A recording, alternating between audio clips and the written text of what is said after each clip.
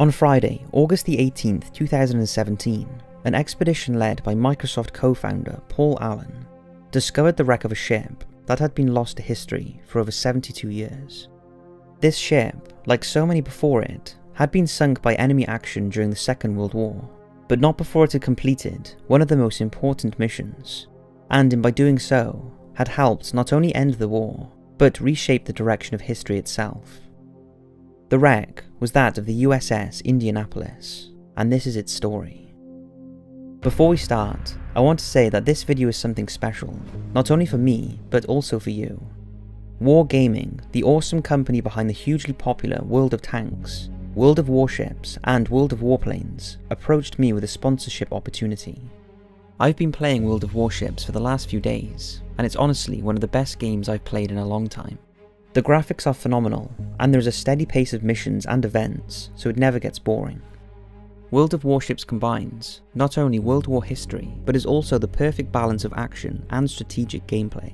You can command a massive naval fleet using 4 classes of warship that feature some of history's most iconic war vessels that you can upgrade in a variety of ways, including the USS Indianapolis, which you will find out all about the real ship and its fascinating but tragic history in this video.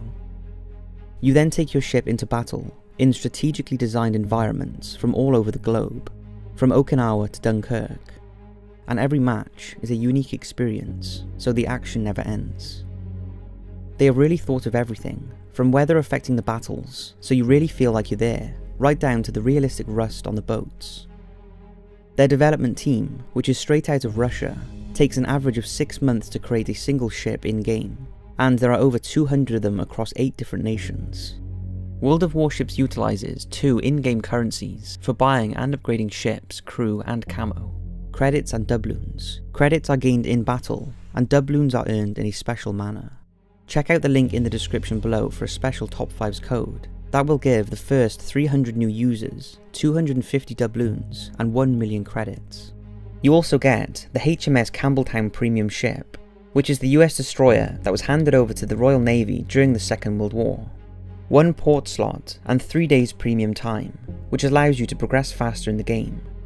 It also rolls across to all 3 awesome games, so when you purchase it for one game, you automatically get it for World of Tanks and World of Warplanes.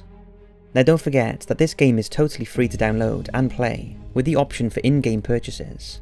And if you're quick and one of the first 300 to use that code, with those perks, you'll already have an awesome head start, so you want to take advantage of it.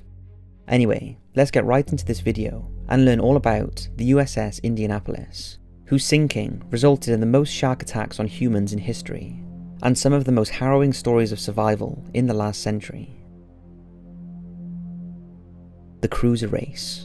After World War I, the Washington Naval Treaty aimed to impose limits on the construction of new warships, and determine the maximum tonnage for certain types of warships.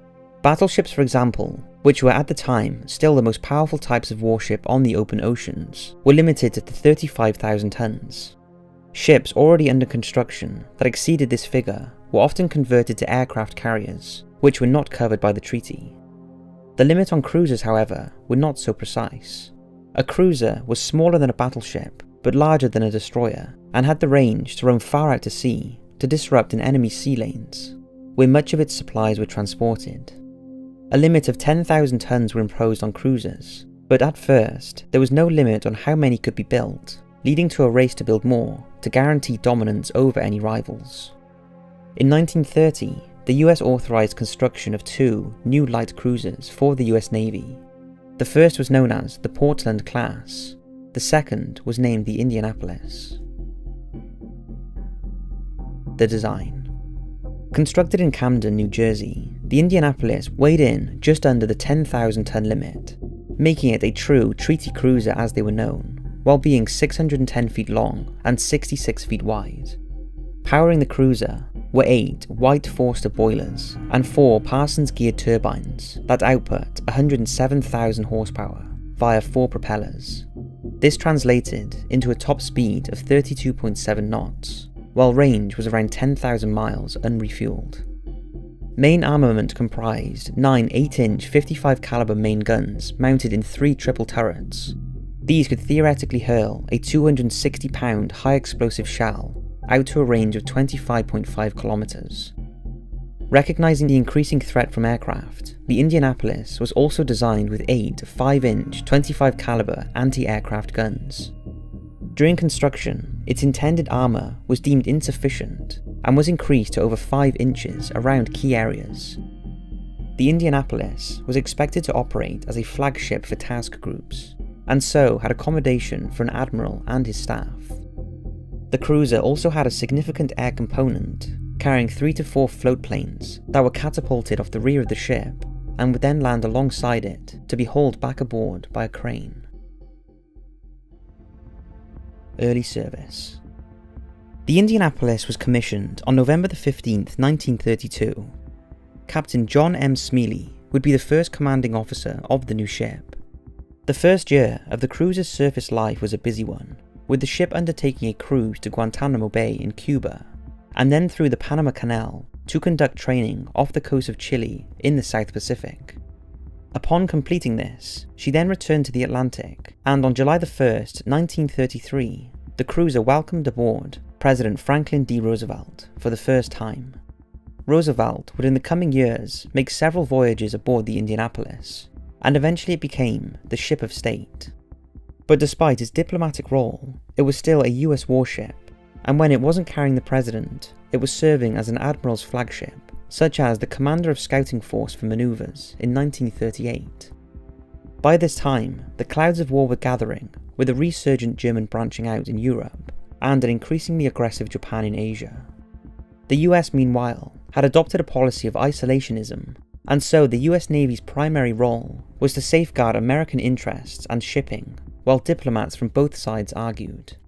To meet this challenge, on February 1st, 1941, the US Navy was reorganized into 3 main fleets based on their geographical locations. The Indianapolis found itself the flagship of Task Force 3 under Vice Admiral Wilson Brown out of Pearl Harbor, Hawaii.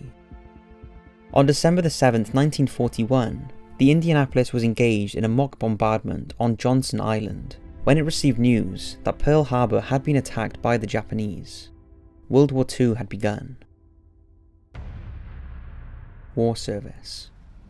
The Indianapolis joined up with the aircraft carrier USS Lexington under Task Force 12 and attempted to hunt down the Japanese fleet that had attacked Pearl Harbor.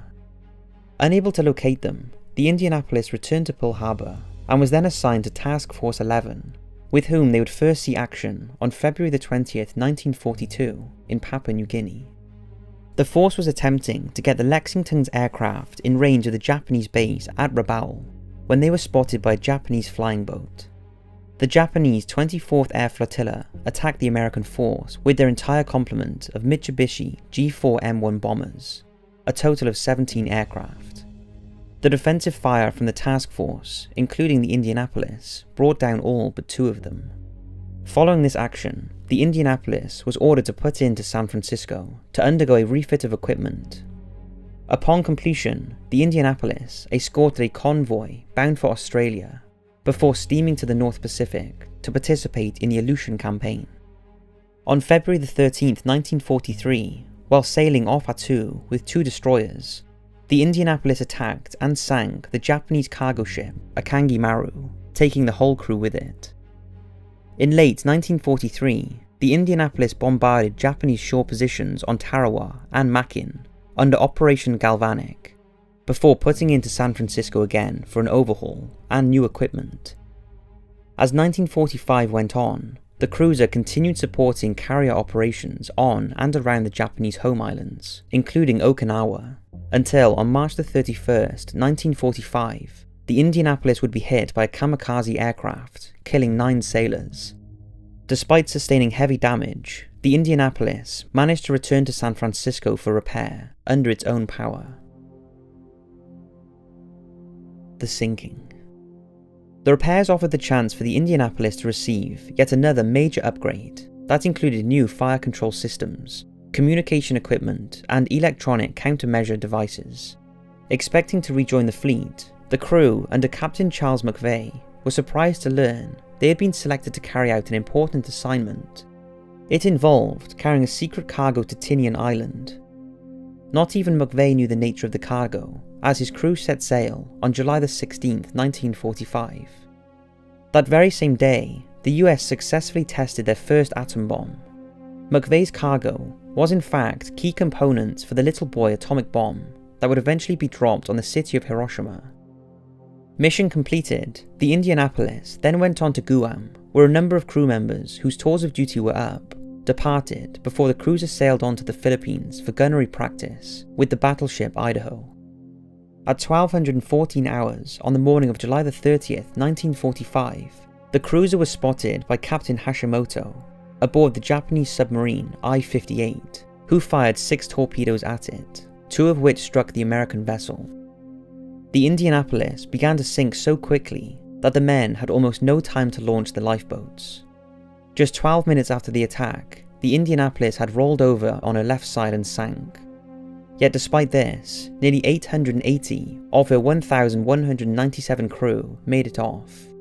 What followed has become one of the most tragic and harrowing stories of survival in recent history. The survivors clung to anything that could float, since not all of them had time to grab life jackets. But as they bobbed in the sea, they were covered in oil that had leaked from the ship's tanks, making many of them extremely ill. Hopes of rescue were raised by the radio operators, who told them all that they had time to send out an SOS, but in reality, no one had received it. They also took comfort in knowing that the USS Idaho was expecting them in just a few hours, meaning the Navy would soon know something had happened and go looking for them. However, the message that the Indianapolis was coming had not got through to the battleship, which meant when the cruiser was overdue, nobody had cause for alarm. It would be a painful 4 days before a US Navy patrol plane spotted the survivors completely by accident, during which time many had died from dehydration, saltwater poisoning, or been killed by scores of sharks that had descended upon them. The terror the men must have experienced floating helplessly for days in the water, while sharks picked them off one at a time, is unimaginable to those who were not there. After being spotted by the patrol plane, a Catalina flying boat arrived, and its pilot, having seen the sharks circling the men, disobeyed orders and landed near them to at least get some of the men out of the water. Several ships were also dispatched to rescue the crew, but by then the damage had been done.